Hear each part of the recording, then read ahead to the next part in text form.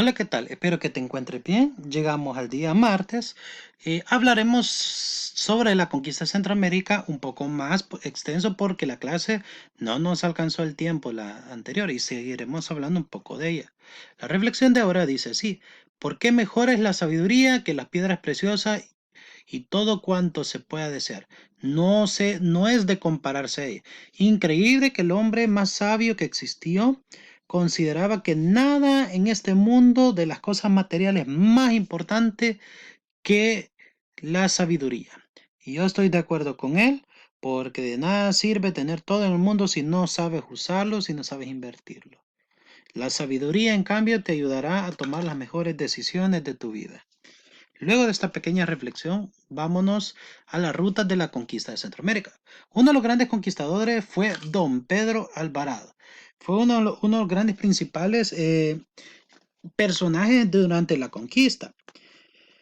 La conquista del territorio no fue nada fácil, créanlo. Recuérdense que ellos vinieron a imponer su religión y su lenguaje y su ley a personas que ya tenían un estilo de vida. Claro, hubo resistencia, hubo guerra, y no fue que, denme en su tierra, ok, ven y haz lo que... No, los indígenas se opusieron completamente y hubo pelea.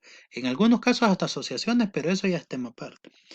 La conquista del territorio que hoy ocupa Centroamérica fue producto de diversas expediciones, que incluso llegaron a chocar entre sí. Por ejemplo, expediciones de España con Portugal.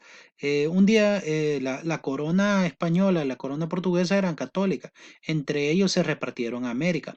Pero claro, como Inglaterra y Francia no respetaban las coronas católicas, eran de diferentes religiones. Claro, ellos fueron a intentar a conquistar su pedacito de tierra también. Entonces no respetaron ellos y también fueron a ver qué conseguían. Por eso Inglaterra conquistó Norteamérica.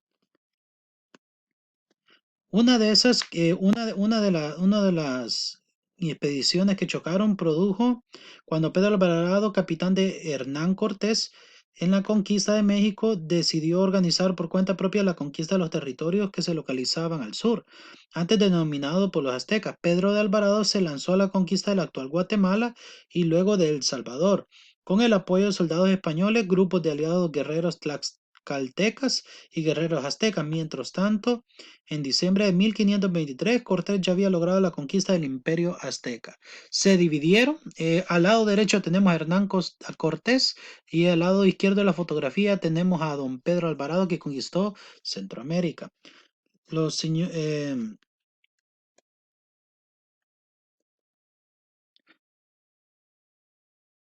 Dentro de los puntos importantes es que los centros de operación de la conquista del resto de Centroamérica, lo que quedaba, eran la Nueva España de Cortés por un lado y la Castilla de Oro, que hoy podemos llamarla Panamá, de Pedriaras Dávila.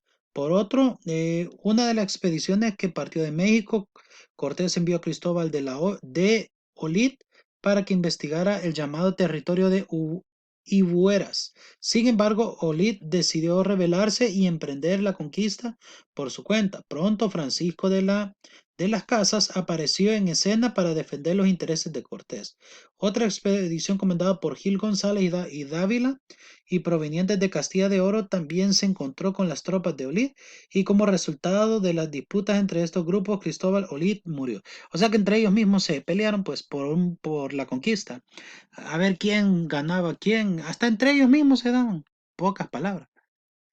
Ahora bien, factores que posibilitaron la conquista, porque conquistarlo no fue fácil. Llegar ahí no fue fácil. Hubieron aliados, hubieron traicioneros, de todo. Pese a todos los factores de la conquista, tenían a su favor el dominio y control de los territorios centroamericanos fue mucho más duro que la conquista previas de las islas antillanas y la de México, ya que en ambas zonas el poder estaba muy estructurado o eran tribus muy débiles. Sin embargo, en el istmo centroamericano no había un poder que una vez vencido entregase el resto de los poderes como sucedió en México, sino que existían muchas y variadas tribus muy difíciles de juzgar y controlar. Tenemos entre los factores, el primero fue militar. Las estrategias y armas de los españoles eran superiores a las de los nativos, pues estos desconocían la pólvora y los caballos. En América no existían los caballos. Imagínense, ellos trajeron los caballos. El factor económico, la apropiación de las riquezas materiales y territorial por parte de los conquistadores, hizo que los nativos se convirtieran a esclavos. La parte cultural. Imponer el cristianismo fue una de las estrategias que más favoreció a los españoles, ya que les permitió someter ideológicamente a hombres, mujeres y niños. Y el área de salud. Con la llegada de los exploradores y conquistadores se sumaron enfermedades como la viruela y la influenza, que contagiaron a la población indígena e incrementaron la mortandad de esas tierras. Claro, porque ellos no tenían esto, no tenían estas enfermedades ni estos virus. Sí, aquí estaban bien sanitos, todo que vinieran ellos y vinieron a contaminar a los indígenas. Por ende, muchos murieron de enfermos.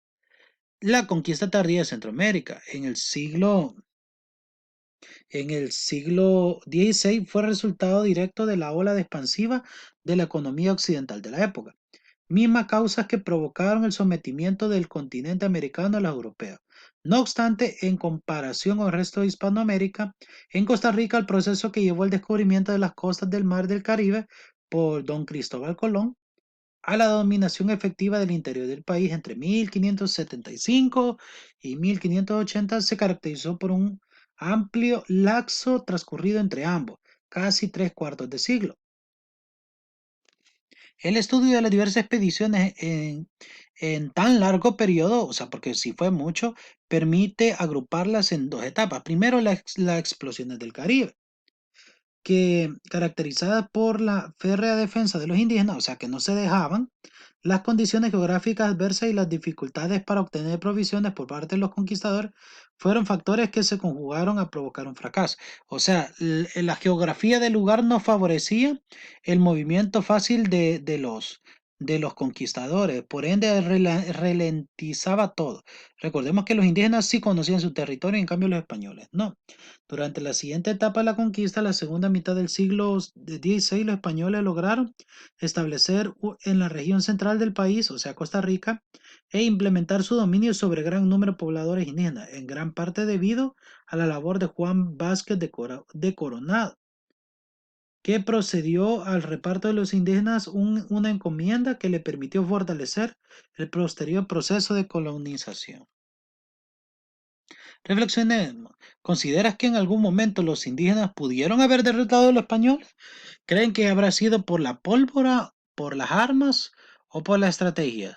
¿Saben que en Brasil no pudo conquistar los españoles ya que no fueron suficientemente fuertes para dominar a los amazonas? Un día les contaré esa historia. Por eso Portugal ocupó otra estrategia. La actividad de esta semana realice las actividades de esta clase que se encuentra en la página 68 y 69 del libro y envíame una fotografía de esas actividades ya hecha, ya terminada y ya con eso tenemos la calificada. Que tengas un buen día, Dios te bendiga.